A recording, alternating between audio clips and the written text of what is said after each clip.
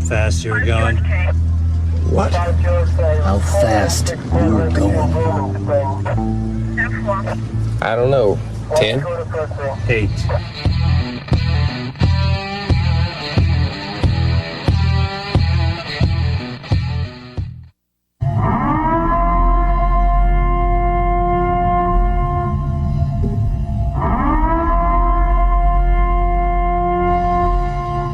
Be advised, this is an explicit podcast, so if you're easily offended, get your panties twisted into a knot, turn this off before you get butthurt and mad, start to cry, have to run to your safe space. All opinions are those of the host and his guest and do not reflect the opinions of any government agency. Welcome to another episode of MOTORCOP Chronicles podcast. I'm your host, Iceman. And this one's going to be different. We do have a guest. I don't like saying fans or nothing like that because I don't think, why would I have a fan? She is a avid listener. She's definitely a Clubhouse member. So we're going to introduce JoJo. And what's really neat is she is all the way in Australia. So we have to get our time schedule right because it is like 5:30 p.m. here, and it's morning time for her over there. But so let's welcome in JoJo. Hello, JoJo. Hello, Iceman. How are you? I'm good. She is not law enforcement, but what we're gonna do is she's gonna ask me some questions, and I'm not gonna lie. We have spoke yesterday and we spoke some today, but I have no clue what she's gonna ask me. She went to, and I was like, nope, I don't want to know. I'd rather just come at it, raw and not prepared for it. So I don't think she's going to try to stick me out or nothing. But so when she does ask me questions, it's going to be the first time I hear them also. Okay. Are you ready? Whenever you are.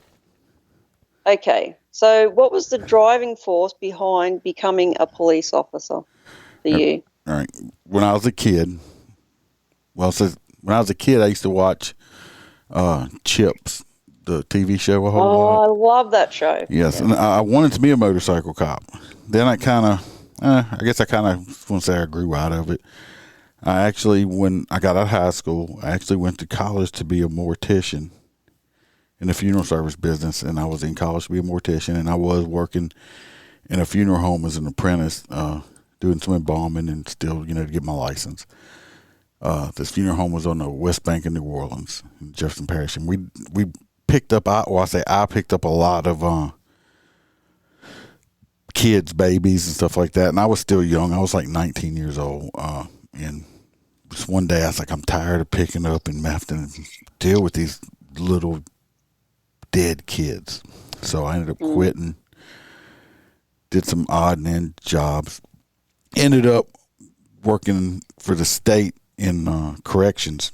Was a prison guard in a state penitentiary, and I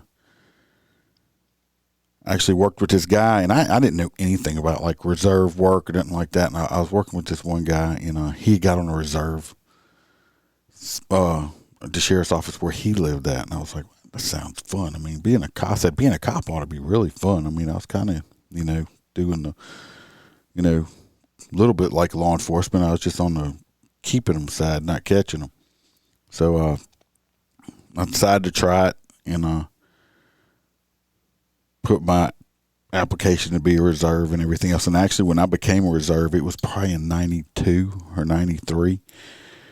I actually had to buy all my own equipment. I had to buy my own uniform, my own duty belt, my weapon, and all that stuff back then. So, I was pretty much into it, and then I started riding, and I fell in love with it after that. I'm like, yeah, I just want to be a cop full time. Yeah, especially a motor cop. That's it. Well, back actually when I started with the department, they didn't have motorcycle cops. So the department I got on started at, we didn't have motorcycle cops. I didn't know if they ever would. So that was just kind of like one of those dreams I had. And one day the sheriff did say, because every time I saw the sheriff, I'd say, hey, you need to get some motorcycles on the motorcycle. And he just kind of laugh, the Iceman's crazy. But one day, I don't know what changed his mind. He decided he wanted to start a motor division. So, of course, you had to sign up, because they had all these other people, in the department. So I signed up, and they sent, besides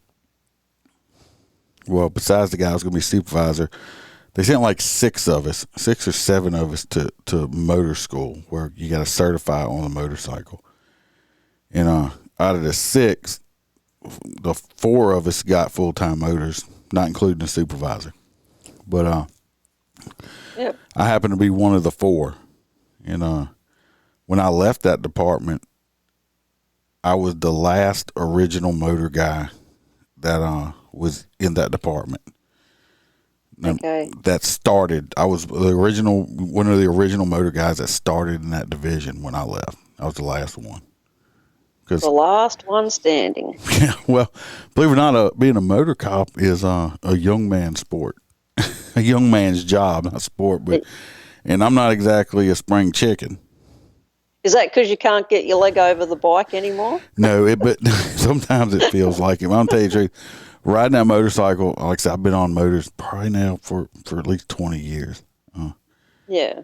And it takes a beating on your body. It's not like riding in a car, which you have a duty belt on, but we don't have no backrest on the motorcycles, so you have no back support. I've been over the hood of 2 cars in motorcycle crashes, and then I've been down another time. Me and another motor cop had a incident where we ended up we hit each other, which I know it sounds cops hit each other. It happens all over. We had a radio malfunction. We had been telling them we needed new radios, which is a big expense because there's a lot of departments that don't realize that I have a radio mounted on my bike. A lot of the departments, the guys I work with didn't want one mounted on a bike. They work off a portable that plugs into their helmet. I like a mounted one, so I went and talked to the sheriff. Mm-hmm. Well, this one radio is like $6,000 for one radio. Wow. That's not. Wow. I mean, that's just for the radio on the bike, and so it's a big expense. But we had been telling them, hey, we need new radios. Well, we got them after that. The guy, I call him Hondo. He's a SWAT team commander now. He's not on motors anymore. And but we were doing a funeral. All my wrecks have been doing funerals, and I didn't know because our radios wasn't working right. I didn't know he had dropped off and he was going left. That's when we call it going left. Is when we leapfrog. When the funeral's going by, I'm holding an intersection. Once the last car gets there, we drive basically on the wrong side of the road back up to the front. Well, I didn't know he was back there. I saw the rear of the package coming. I popped my clutch out a little bit and I banked up to an upright position, getting ready to go forward. And all of a sudden, all of this thing, I knew something hit me and I was slammed to the ground. I'm like, what the hell hit me? Because it all seems like it's in slow motion.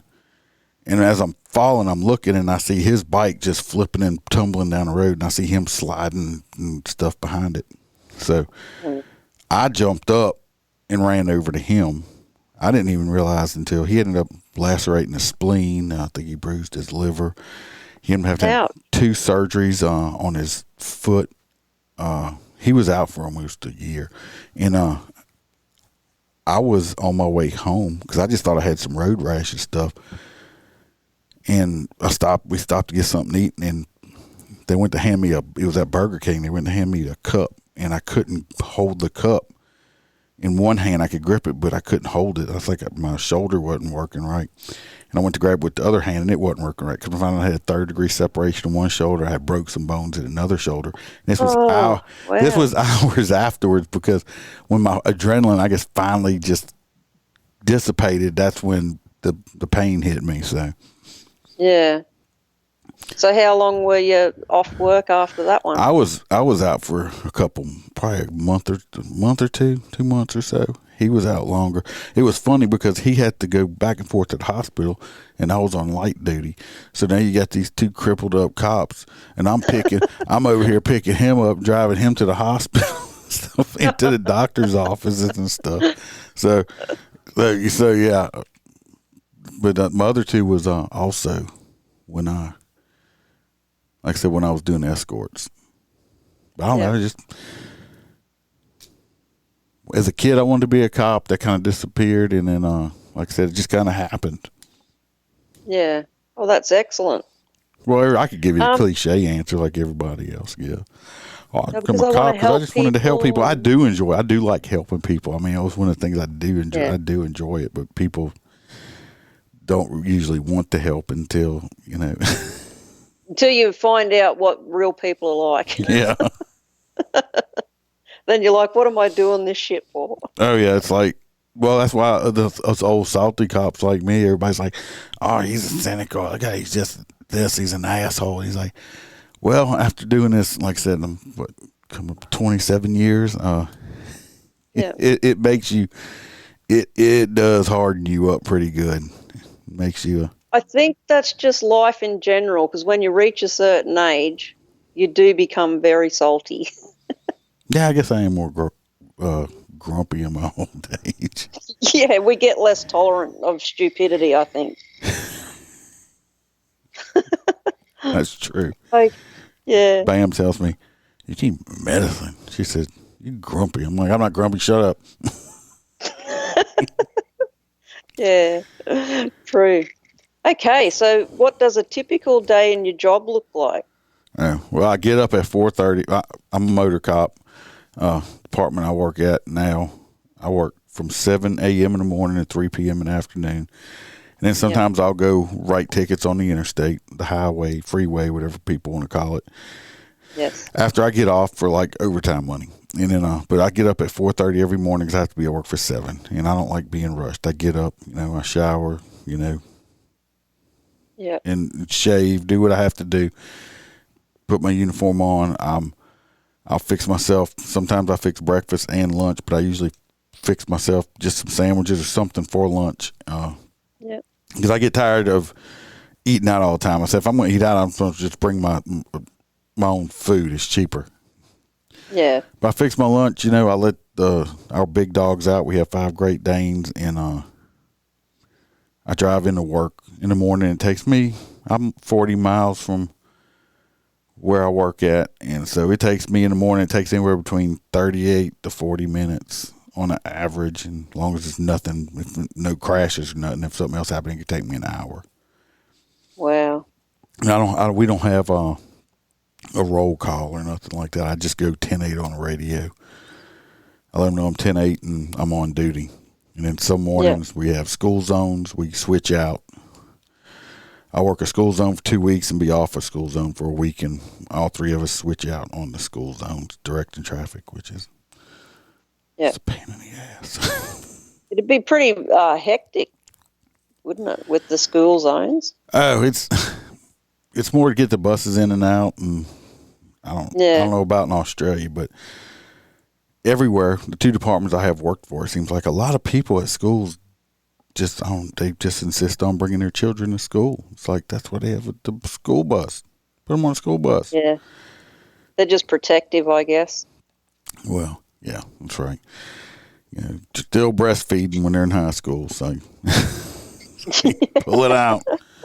But after school zone, my little routine, unless I get a call, I'll go meet up at the Tot sometimes and have I'll drink a cup of coffee sometimes. Most of the time. Sometimes I don't. And after that, I might go write tickets. It's kind of up in the air. Depends on if we have any funerals or crashes come out. And if it's kind of a slow day, I'll, of course, have the radio on. I'll go back up, uniform guys on different calls and stuff like that. Yeah. But other than that, I mean, that's one thing I do like about police work is you never know what you're going to be doing from day to day. It's not the same thing. Yeah, it's always interesting. Yeah. Most people, when they go to work, they're basically doing just especially a factory worker. Oh, I can't do that. No, I could not go in and knowing, let's say I worked at a car factory and my job was putting seats in a car or something. I know every day I'm going to be putting seats in a car. Yeah. I think I should go completely insane. I couldn't do that. That'd just be too mind-numbing. For sure. Oh, yeah. Yeah. So I guess some people like it, the routine of it. Yeah. So what are some of the major challenges in your job, if you have any? Now, in modern day, now is just you know, a lot of people, because of the news and the media and the politicians, and the hate for cops is just horrible. So that's the main challenge. Yeah. It's just the civilian population, and it's such a strange because, like I said, I'm an old school cop now, and all these younger guys coming on, they didn't experience it. I remember back when 9/11 happened, and you know, everybody loved us back then.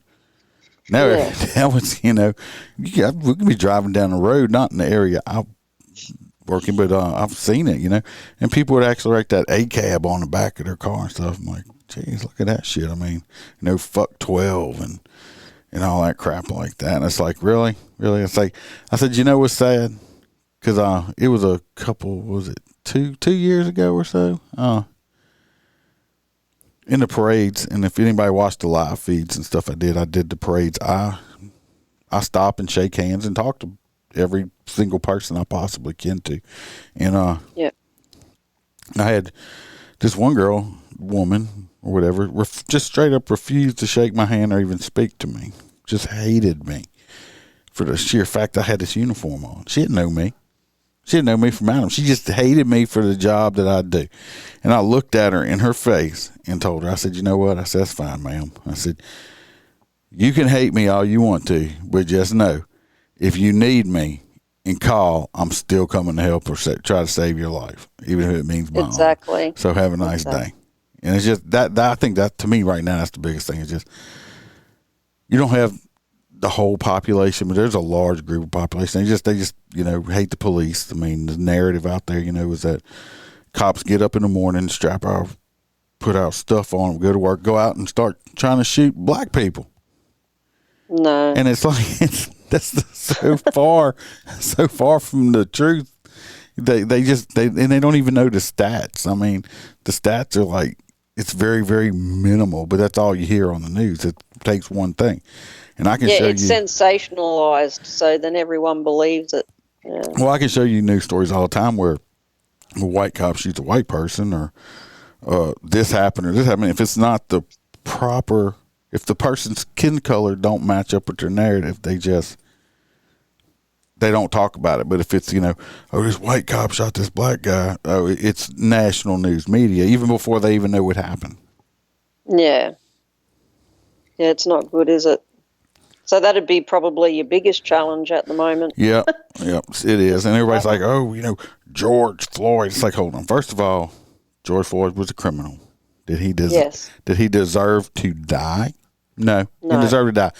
Do I agree what happened to him? No. I would handle the situation differently, but I wasn't there. Unfortunately, the man died. Do I believe that Derek Chauvin killed him from having a knee in his neck?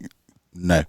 I believe that if they left George Floyd in the car with the windows down till medical got there, he'd have died in that back seat of that car, because I think he ate a whole bunch of drugs when he saw the cops walking up on him. But unfortunately, this cop, they had how many of them out there? 4 or 5 of them? 4 or 5, yeah. There was no reason to leave that man on his belly that long. I would have never, once I got him in my police car and he's like, oh, I would have just left him there. I'd have rolled the window down and we would have stood there and waited, and I'd have got medical there. I'd have never pulled him back out of the car. So, I mean, there was a whole bunch of wrong shit. He shouldn't have done what he did, but it's like, it makes me madder now when I see, oh, they put a statue of, you know, fentanyl Floyd up. I'm like, really? The dude was a freaking criminal. He was a criminal. Yeah. And y'all putting statues of him up? I mean, really? It's like, just that whole narrative. That whole narrative. I see people, you know, and I'm not going to say, because everybody says, oh, you know, with the white splain. I don't try to white splain. I believe, you know, I treat everybody, and anybody that knows me, I treat everybody exactly the same. I don't care what you look like. Yeah. I treat you how you treat me. Now, if you treat me like a piece of shit, that's a good chance you're going to get it right back to you. Exactly. I think that's universal, that one. Yeah, I mean, because, you know, I work with black officers, white officers. It don't matter. I'm friends with a lot of, the black guys I work with. Some of us go back and forth joking with each other, not around other people, because they're like, oh, they were being racist towards each other. Oh, my God, did you hear what Iceman said to rah, rah, rah? Yeah, That was terrible. yeah, exactly. Even though me and him this other person's going to go complain about it. And instead, so me and him, when we do talk or joke around, we make sure we're like, hey, we joke around with each other. So I mean, it's sad that you have to do that. That we actually have to look around behind us to see who's listening. I know. Like in my work, my manager and I were talking one day, and we were swearing at each other, like joking. And we get a call to say, look, when you're having a chat, can you keep the language, to a minimum, because someone complained about us, like swearing. When you look at your manager and say, fuck yeah, I can. Yeah. It was something to that. Yeah. But that's what it's like. You've got to watch what you say all the time. I watch my cursing when I'm around civilians in public, because some people are. But, now if you could walk up on my conversation and I don't know you there, that's your fault. Yes. But, I try to watch it because it aggravates me, like if I'm in a grocery store somewhere and stuff, and especially the younger generation, and I hear them, F this, F that, and I'm like, you're in a grocery store, I don't care if you cuss, but they do have little kids in here, Yeah. Just like today, I stopped to get fuel, and that this guy there with his radio really loud. Like, I understand you like your music. I like my music, but not everybody wants to hear it, especially when it's a lot of vulgar language. And I'll tell, if it's got vulgar, I'll go tell him to turn it down, even though he's supposed to because he's over decibel level. But he's outside his car putting gas in, and he's dancing. I'm like, what does this look like? Saturday Night Fever? This isn't a nightclub. Calm down. We see you. We see you, sir. Turn it down. Yeah. We're happy. How you doing? Everybody see him right there? That's what he wanted. Now turn it down. Yeah. That shit pisses me off. Yeah, it is. It is annoying. What's that new generation? So, how are you going after your sexual assault? Are you feeling better? Well, I have bought a chastity belt. Yes. Yes, and I had the key. I bought some dental dams too to keep when I'm around people to keep anybody from sticking their tongues in my mouth. Oh, it was horrifying. I'm gonna get that guy Lassie on here one day so he can try to justify himself because he just can't. He left me. Now the other day when we did our last parade, I pulled up and I seen some of them large women, and I was like, uh-oh. We were in our cars that day, though, because we were just both exhausted. From just. So you felt safe in the car? Well, my unit's got it's got really dark tinted windows, even the windshield's tinted, so you can't see in it. And I seen him, I was like, oh, and I snuck back. I got in the car and I locked the doors. I said, don't make eye contact. So I don't know why the sexual. I could see. I was traumatized for it. I've had nightmares. I'm going to have to go to counseling, I think, later on. Yep. It's so you probably have a bit of PTSD as well. So every time I see a large woman in spandex in tiger print, it brings back the memories. My motorcycle, I had to cover it up because it was having bad dreams. It's fender. That woman violated the fender. Oh. I'm not joking. If I'd have fell down and that lady would have started twerking on my head, I'd probably be dead right now. I'd probably have traumatic brain injury. My head would have got stuck between them booty cheeks. It'd have smushed it. No. It would have smushed my head. That would have been terrible. I don't know why. I wish I could explain why this happens to me. Like I said, this wasn't the first time this happened to me at a parade. You're like a magnet. I don't know why. It's not it's like, look, they got them cute young cops over there. Leave me alone. Yeah. Go and hassle them.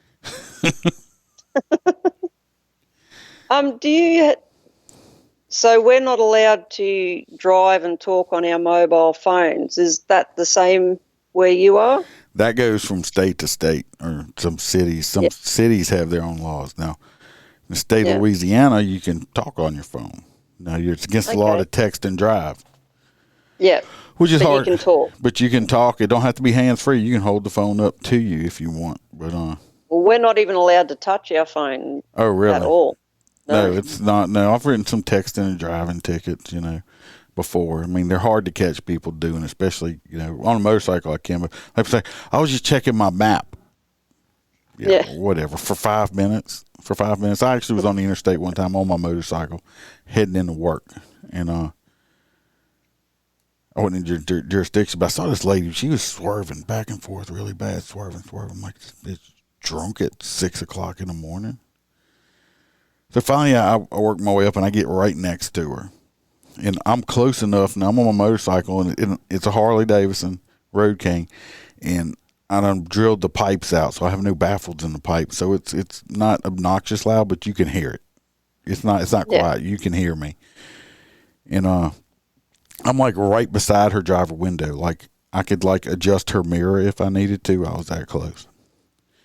And I'm watching. I'm like sitting here watching her while she's driving, texting. Uh-oh. You still there? The hell happened? Where were we actually up to? We were talking about everybody on audio. Mobile phones, that's right. I started cell phones. I started the podcast back. We had a little break.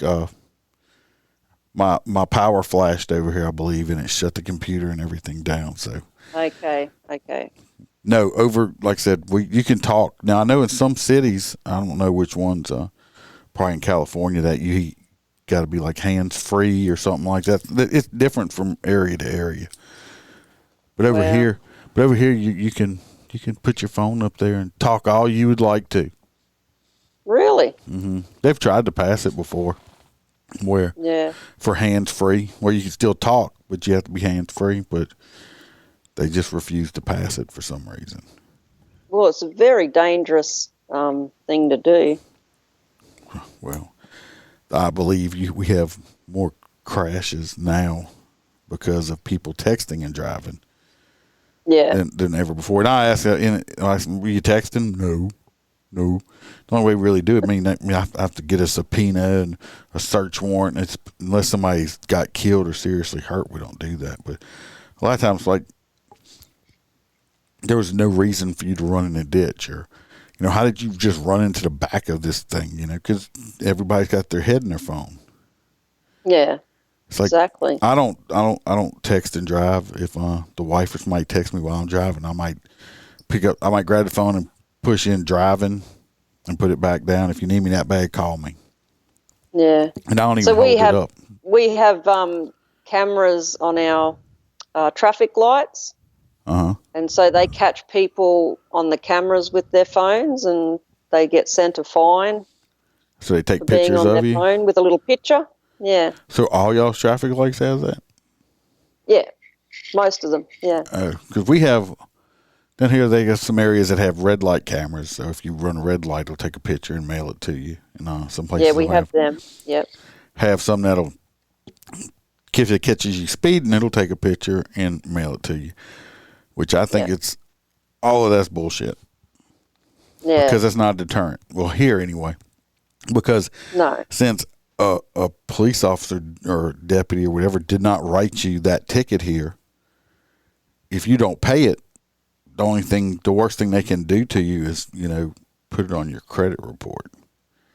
They can't come arrest you for it. It's considered a civil matter because a cop didn't write you the ticket. It's a civil matter. So if you don't pay it, they can't come put you in jail. We get arrested if we don't pay ours. No, not here. And then, wow. And basically, if this, my deal is, I actually got a story. I was going to talk about this on Wednesday. It's coming Wednesday. My deal is with the traffic cameras and the speeding and the ones that send you tickets. I think they're all bullshit because everybody's like, oh, it's just for safety. I'm like, no, it's not. If this machine takes a picture of me driving 100 miles an hour down the road, did it stop me or slow me down from doing 100 miles an hour down the road? No. Did it? I mean, it's a money grab. That's all it is. Yeah. It's because Oh, definitely. it's not going to stop. If I pull somebody over for doing 100 miles, they're stopped. They're not doing 100 miles an hour no more. And there's a good chance I may put them in jail if the speed's too excessive or take their car. The cameras are just money grab. It's all they all are. Some of those red light cameras have actually caused wrecks because people know they're there, because ours have to be marked, red light camera and all this shit like that. And people live in the area, they know it's there. So if that light turns yellow on you, most people like just go under it. Now if it turns yellow, they'll lock their brakes up because they don't want to get the ticket. So instead, that's right. They'll lock their brakes up. Exactly. Next thing you know, here. somebody's rear-ending them because next thing you just slammed your brakes on all of a sudden. So now you have an accident. So I just, I mean, that's what I think about the cameras. I just think it's totally asinine. And the odds are taken. So somebody is sitting there watching those cameras all the time to see if somebody's on their cell phone, or does it kind of like, how does the camera know if you're on your phone or not? I think they're just continually looking, I suppose. I don't know. Somebody must have to be sitting there watching it. Not unless y'all have some kind of facial recognition stuff or some kind of stuff. I don't know what. Now, I haven't looked that far into it. Personally, I think they should. I know they got to have they got to have the be able to technology to do it.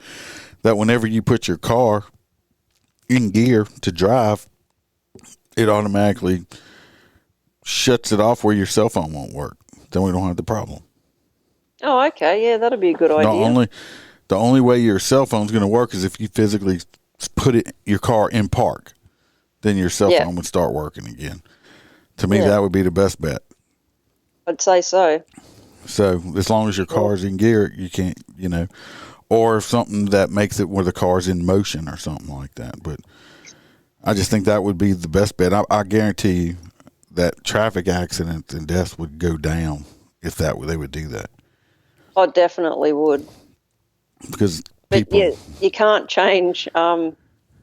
You can't change idiots. Oh no! I pulled up. I was sitting in traffic. I was sitting in traffic one time. I think I talked about this one a long time ago in another season.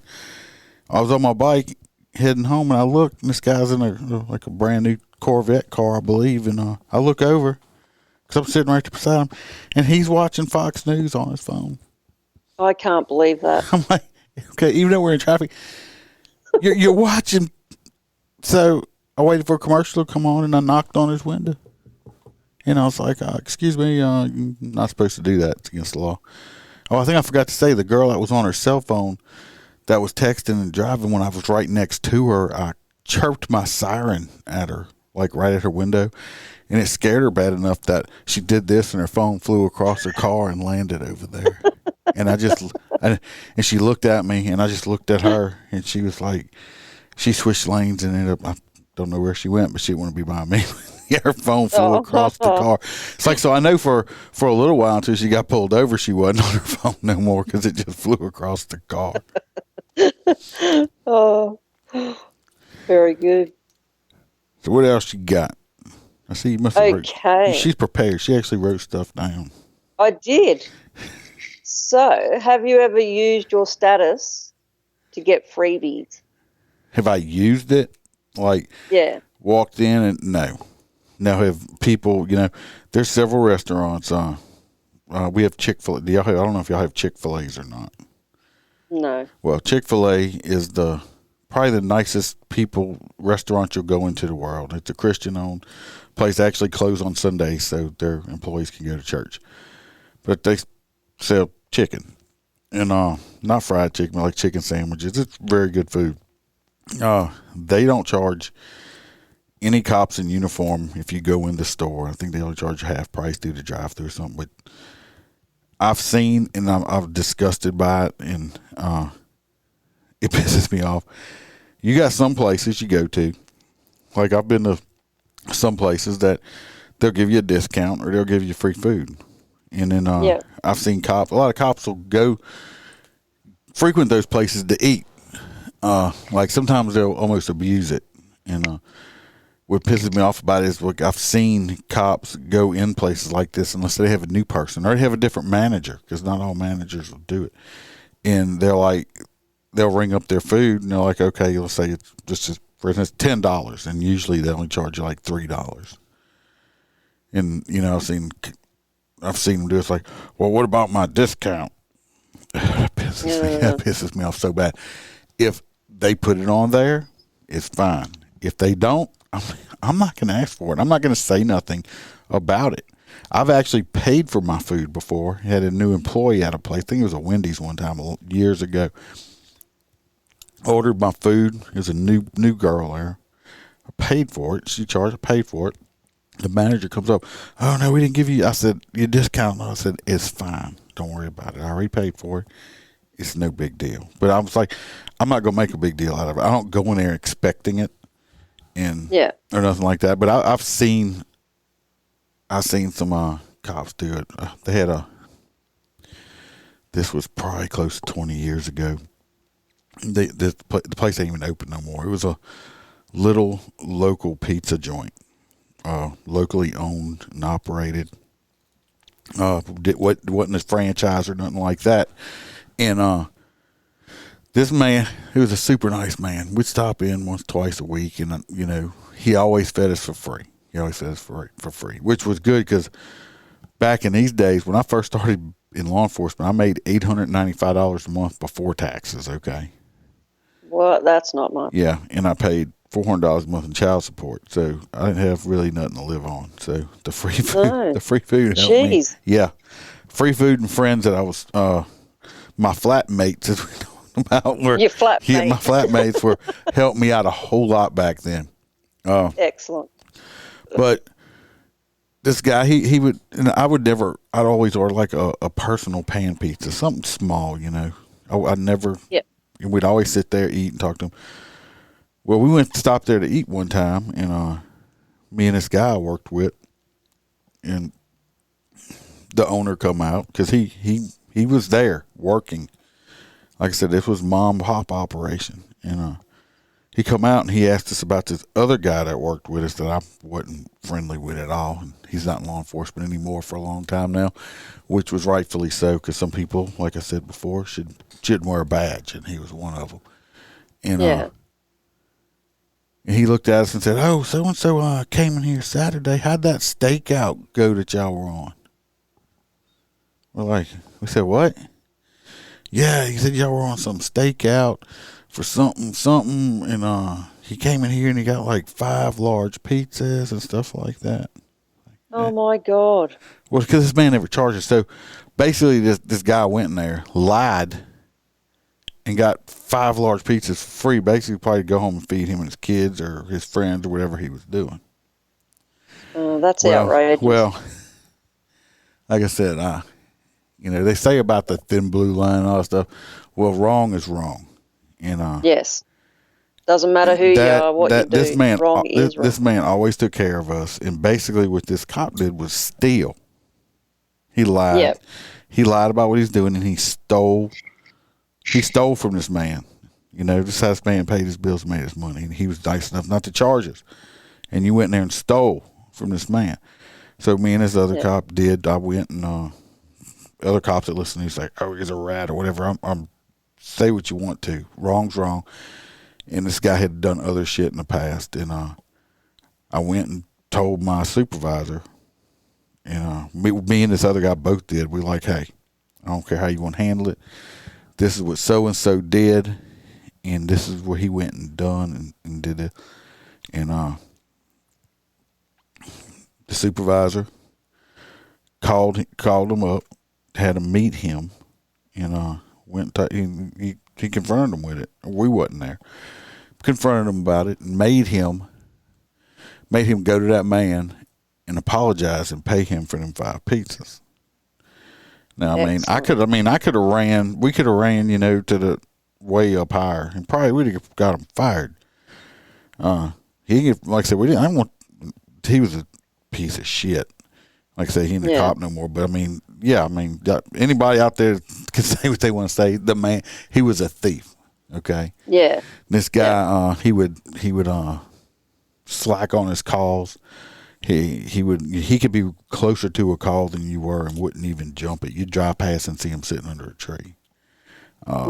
Stuff like that. And it's just this dude basically he was a piece of shit. And like I said, he shouldn't have had a badge on. He don't have a badge on anymore, and I doubt he ever will. So that's good.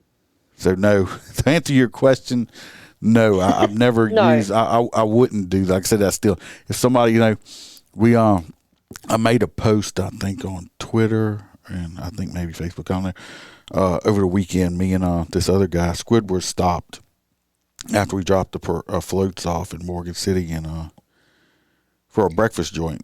I got steak and eggs. He got steak and eggs. Actually, I got 2 steaks with some eggs because they wasn't big, but and I hadn't had a steak in a long time. And our bill together probably would have been about $45. And somebody in the restaurant paid for our meal. I don't even know who. The waitress did come and say, "Hey, y'all are popular." They had like 4 different tables offered to pay for y'all food. Don't know who it did. We appreciated it. I left, I don't know, $10 on the table for a tip for her. But no, I would never. If somebody gives it, I mean, I know some departments. I think some of them big cities like New York or something like that. If you're not even allowed to take a free cup of coffee or something like that, but we got convenience stores around here. They, they just give you the drinks and stuff like that. But I don't go in expecting anything and would never ask for it. No. They have some that do. Good. The ones that do shouldn't do it. It's just, exactly. It's degrading to me if you ask somebody for it. Yeah, I think it's pretty rude.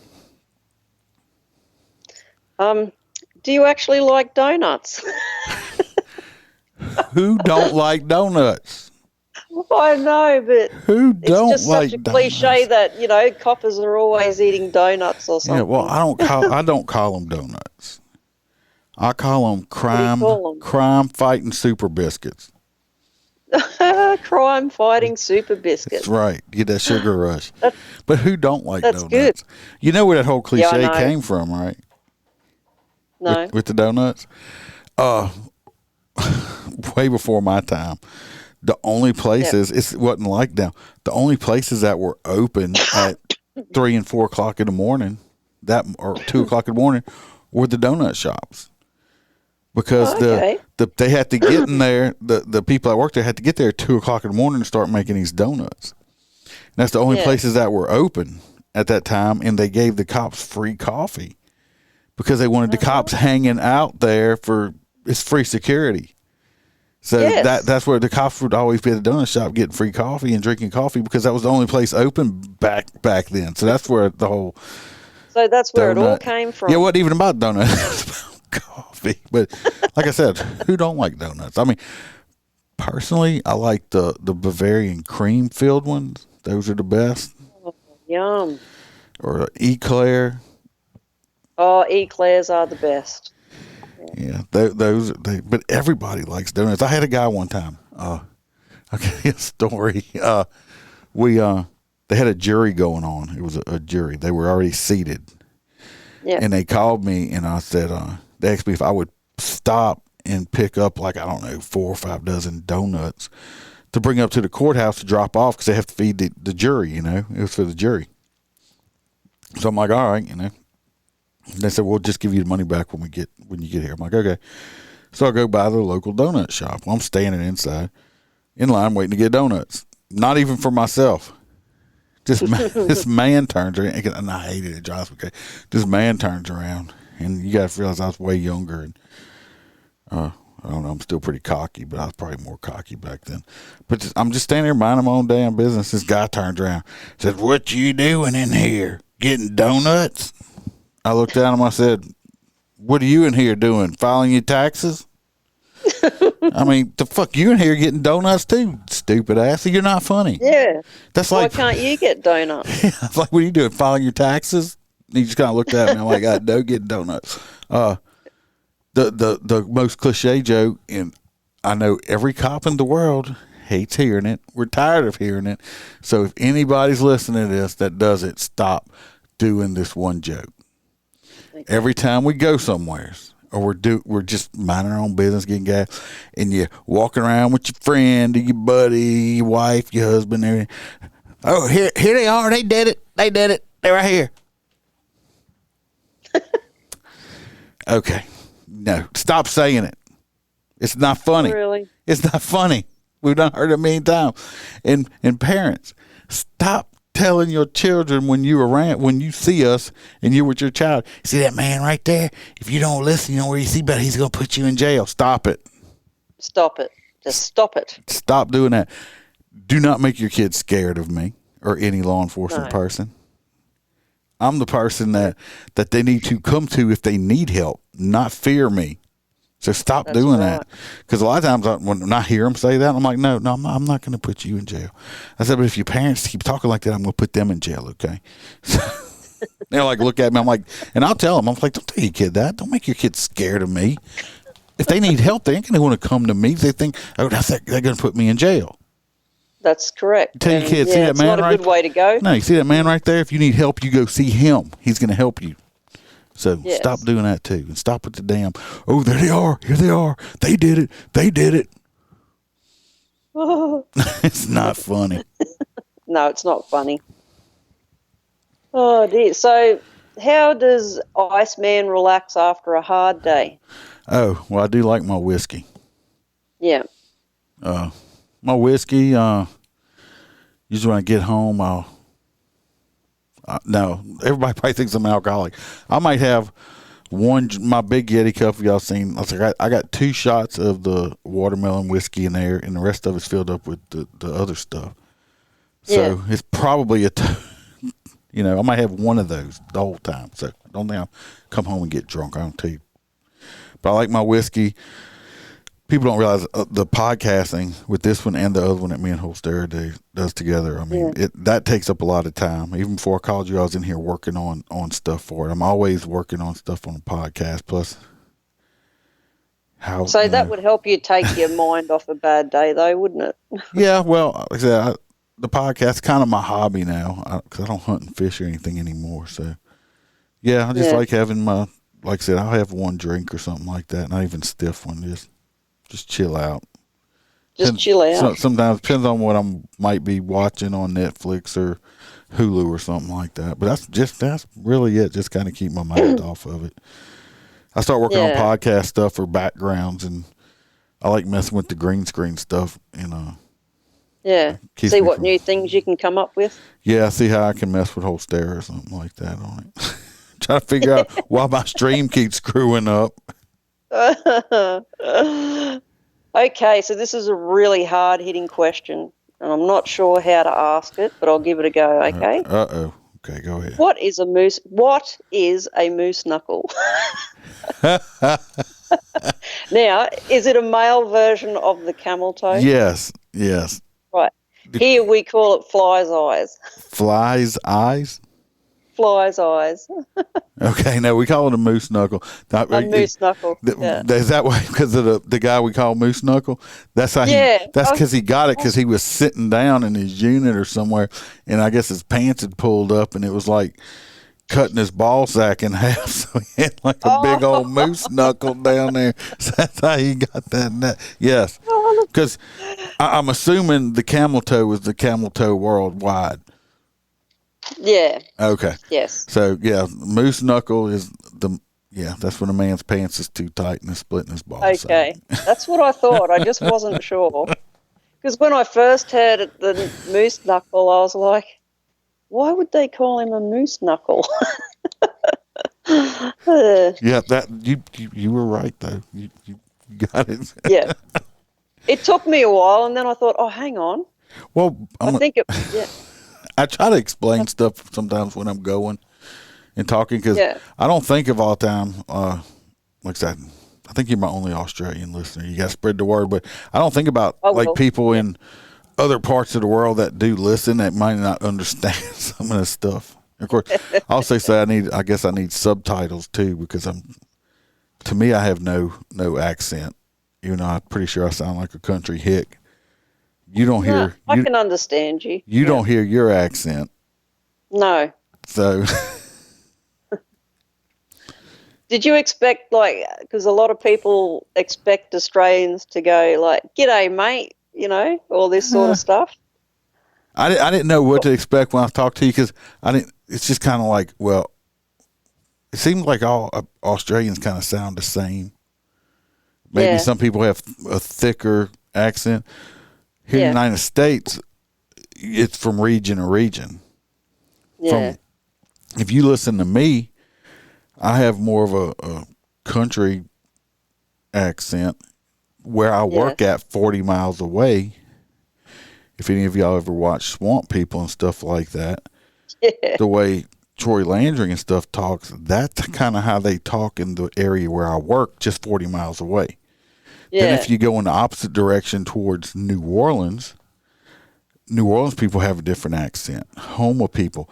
Then you start hitting different states. I know, like California people, to me, they don't even have an accent. They just kind of don't have an accent. Yeah. Where is it at? Is that Minnesota or up in that area? Where they park the car or whatever. Almost every region around the whole United States have different accents. I mean, I can drive in 100-mile radius around here and hear, probably 6 different accents. Yeah. True that. So you have yokels there, right? Yokels? You call them yokels or hicks or what do you call them? Let's see what you're trying to get. Well, like a redneck or you talking about local our people? Our equivalent of a yokel or a redneck is a bogan. Yeah, I mean, we got plenty of rednecks around here. Some people are way more redneck than other. Or we'll like where I work at, they'll say they're from down the bayou, because down the bayou. Yeah, they're like swamp people. They live in the swamp basically. So. Well, with that show, Swamp People, I'm so glad they have subtitles because all I can hear is gator. See, first time I watched it was weird because I was watching and I said, why the hell they got subtitles? I mean, I can understand every word they said, even though I don't have that accent. The only word I ever understood was gator. And shoot them.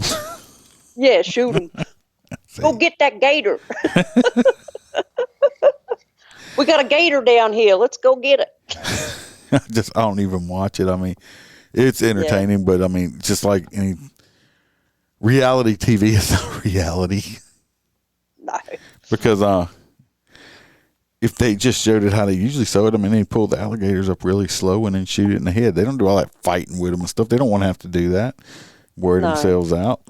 So it's all for TV. But, it's all for television. Oh, yeah. Exactly. Yeah. It's for hey, they made money doing it, so good for them. Hell, they got famous doing it. So how are we doing for time? Because I've got a few zombie apocalypse questions. You just keep going. I'm not. That's a good thing about being my own executive producer. I have no. Don't have a time. I can go as long as I want to. Cool. Okay, so you hear on the radio that an invasion of zombies is coming. What do you do first? An invasion of zombies coming. What am I going to do first? Yeah, what are you going to do first? Am I at work or at home?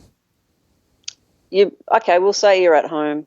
Oh, well, I'm going to start batting down the hatches, getting my ammo ready. Get my family secure, stuff like that, yeah. Because I'm kind of like, I don't know, I'm not a prepper, but I do keep food storage, so I'd be good. We'd be good for a little while, not for an extended long period right now, but I wouldn't worry about nothing for a little while. So you got a few jars of pickle juice? Yeah, I got some pickle juice and some sardines.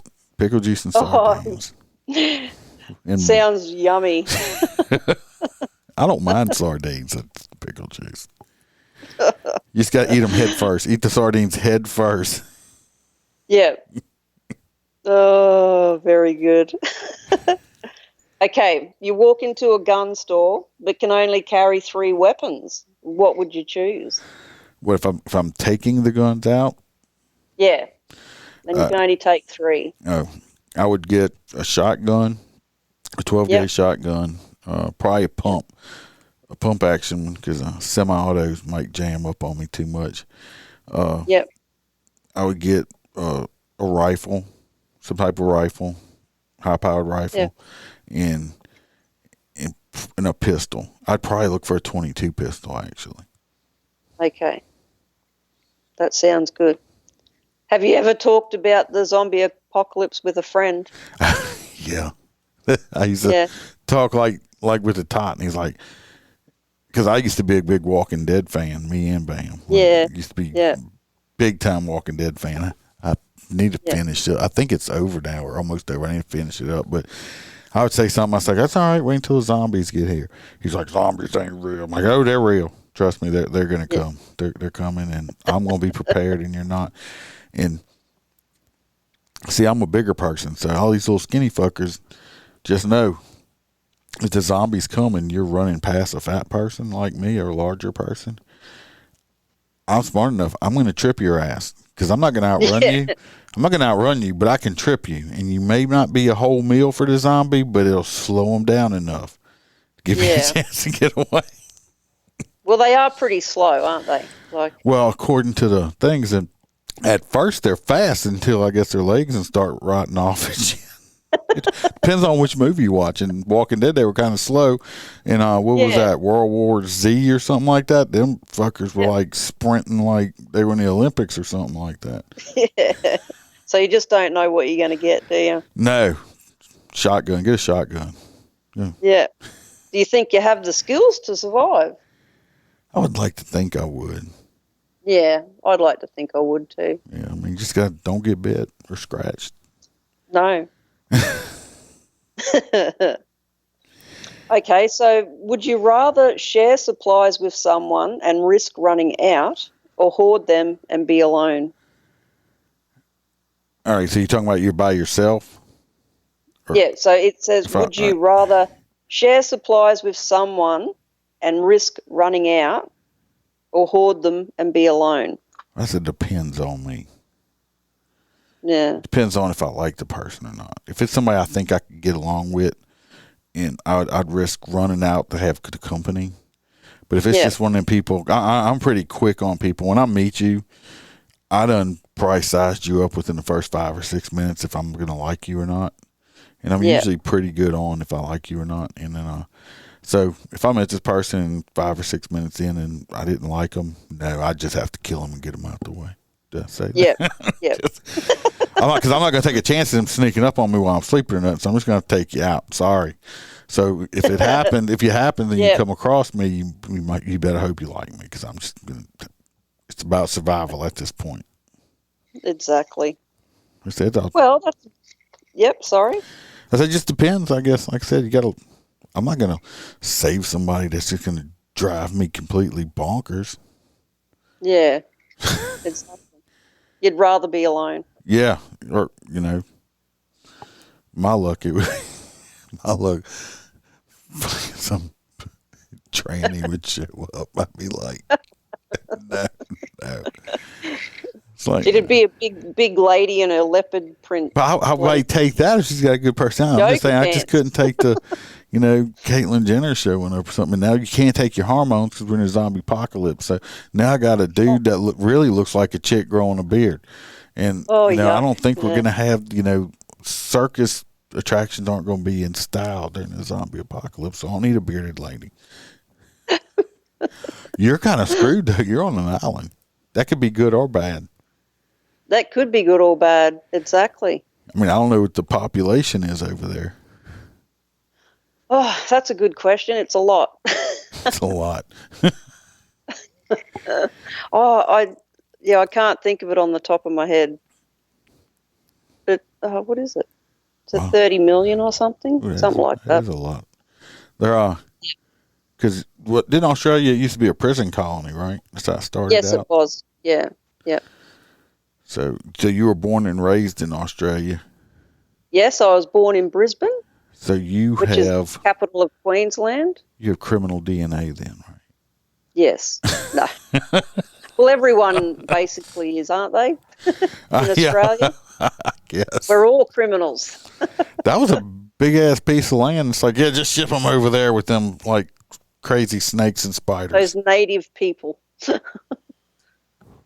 Yes, we did have a conversation there because I was never been to Australia, of course, and I just had this picture in my head that whenever you went outside the city and it was like the bush, that you had to watch out because the Aborigines would like jump out and like use blowguns and try to kill you with deadly darts and stuff like that. No. And well, you know how you have Native American reserves? Oh, the Indians? Yeah. Reservations, you call them? Yes, they basically So we have certain areas like that for the indigenous people. Do they have big casinos on them? No, they don't. Because a lot of the Indian reservations now have very large casinos on them. Because they don't have to pay taxes, which, hey, that's good. They don't have to pay taxes. So, but they got these big casinos because they can make all this money from these people that like to gamble and not have to pay taxes on them. I mean, it was actually a good idea. Where they could make some money. It's a bit different here. Also, a lot of the places where they live, they're not allowed to have alcohol because it's a very big problem for them. So that sounds like the Indians here. Well, they can have it, but a lot of the Indians have the fire water does not do good with them. Yeah. Actually, a lot of bad sort of things happen in the Indian reserves, don't they? Especially with the young women. I guess I've never been to any. I think the closest. I mean, I think they have the Houma Indians in Louisiana, but I think they have more like in Oklahoma and stuff like that. Some of those areas have bigger Indian reserves. I mean, it's protected ground. Federal. Nobody has jurisdiction on that land except for them. For them, yeah. Which I suppose, you know. I mean, we did. I mean. The white man did come over here and steal. Well, I can't say we stole it. We just kind of went to war and took it. But I mean, that's right. That's what happens. I mean, that's what's happened ever since, you know, the dawn of time. They've had war. I mean, the Romans were trying to take over half the world over there at the time. Yeah. Until they fell. I mean, it just happens. So, I mean, I can't. Just like everything else in the news and stuff. I mean, I didn't own slaves. I didn't, kill any Indians or nothing. So stop blaming me for everything. I had nothing to do with it. Look, we're all living in this world trying to survive. So, you know. Yep. None of us are better than the other. Well, I tell everybody, I said, I believe in one race, and that's the human race. So you can keep all this other crap, it's just stupid. It is. Okay. Well, all right. That was most of my questions for you. All right. Well, I appreciate it. Don't go away. I'm going to shut it down. Okay. And I hope everybody enjoyed it. Anybody else out there has questions for the Iceman and you do want to come on, just let me know. You can email me. Y'all go check out the Etsy store. I'm always putting some new stuff on there. And I got it very minimally priced. You can help spread the word. Go tell people about the podcast. If you're on Apple, write a review, give us 5-star, or go follow us also on YouTube, TikTok. I'm on TikTok, Facebook, and all of that. I do some live streams every now and then, not with my face on there when I do escorts. Go follow those channels also. And then till next time, remember to be safe. Watch your back. Watch your partner's back. And remember to smile because the Iceman could always be behind you.